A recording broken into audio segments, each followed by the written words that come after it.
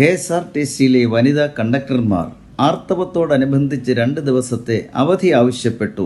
അവർക്ക് നൽകപ്പെട്ടില്ല. അവർ ബഹുമാനപ്പെട്ട ഹൈക്കോടതിയെ സമീപിക്കേണ്ടി വന്നു. ഈ സന്ദർഭത്തിൽ എനിക്ക് നമ്മുടെ മന്ത്രി ഗണേശനോട് ചോദിക്കാനുള്ളത്, ഈ ആവശ്യം ശരിക്കും അവർ അർഹിക്കുന്നതല്ലേ എന്നുള്ളതാണ്. കാരണം നമ്മുടെ റോഡുകളുടെ സ്ഥിതി എല്ലാവർക്കും അറിയാം. ഈ ആർത്തവ സമയത്തോ അത് വരുന്നതിന് തൊട്ട് മുൻപോ അവർ കണ്ടക്ടറായി ജോലി ചെയ്യുമ്പോൾ ഈ കുണ്ടിലും കുഴിയിലൂടുമൊക്കെ ചാടി പോകുന്ന KSRTC ബസ്സിലെ വനിതാ കണ്ടക്ടർമാർക്ക് ആർത്തവം വലിയ അളവിലുണ്ടാകുന്ന ഒരു സ്ഥിതിവിശേഷം ഉണ്ടാകും. അതവർക്ക് ശാരീരികമായ വളരെ ബുദ്ധിമുട്ടുകളും മാനസികമായ സങ്കോചവും ബുദ്ധിമുട്ടും ഉണ്ടാകും എന്നുള്ളത് ഒരു വസ്തുതയാണ്. അതിനെ KSRTC സാമ്പത്തിക നഷ്ടത്തിൽ കൂടെ പോകുന്നു എന്നുള്ളതൊരു കാരണമല്ല. ഇനിയൊരു പക്ഷേ ഈ 2 ദിവസത്തെ അവധി കൂടെ കൊടുക്കുന്നത് കൊണ്ട് KSRTCക്ക് വലിയ സാമ്പത്തിക ബാധ്യത വരുന്നു എങ്കിൽ അതിൻ്റെ ഉത്തരവാദിത്വം കേരള സംസ്ഥാനം കൂടി ഏറ്റെടുക്കത്തക്ക സംവിധാനമാണ് ഉണ്ടാകേണ്ടത്. നമുക്കറിയാം, ആർത്തവം എന്ന് പറയുന്നത് ഒരു ശാരീരികമായ ഒരു പ്രക്രിയയാണ്, ഒരു പ്രതിഭാസമാണ്. അതിന് സ്ത്രീയുടെ കുറ്റം കൊണ്ടല്ല അത് സംഭവിക്കുന്നത്. അതുകൊണ്ട് അവരെ അപമാനിക്കാനും പാടില്ല.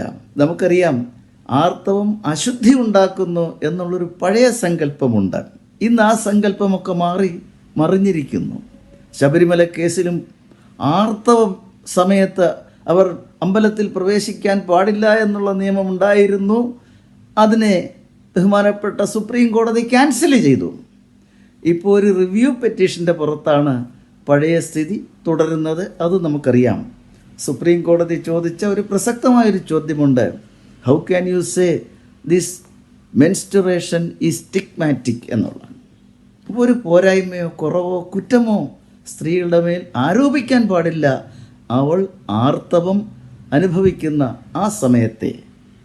അതുകൊണ്ട് കേരള സർക്കാരും KSRTCയും ഒരുമിച്ച് ചേർന്ന് ഇതിന് നല്ലൊരു പരിഹാരം കണ്ടെത്തണം.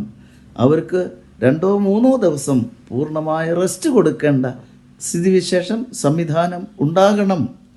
അവർ ജോലിക്ക് വരുന്നത് അവരുടെ ആ ഒരു ശുഷ്കാന്തിയെയും ആത്മാർത്ഥതയും അംഗീകരിക്കുകയും അവരെ പ്രോത്സാഹിപ്പിക്കുകയും വേണം. ഇത് നിഷേധിച്ചാൽ അവരിൽ പലരും പിന്നീട് ഭാവിയിൽ ഈ തൊഴിലിൽ നിന്നും വിരമിക്കേണ്ട സ്ഥിതിവിശേഷം പോലും ഉണ്ടാകും എന്നുള്ള വസ്തുതയും KSRTCയും കേരള ഗവൺമെൻറ്റും കണക്കിലെടുത്ത് അവർക്ക് 2-3 ദിവസത്തെ അവധി നൽകണം എന്നുള്ളതാണ് എൻ്റെ ഒരു അഭ്യർത്ഥന.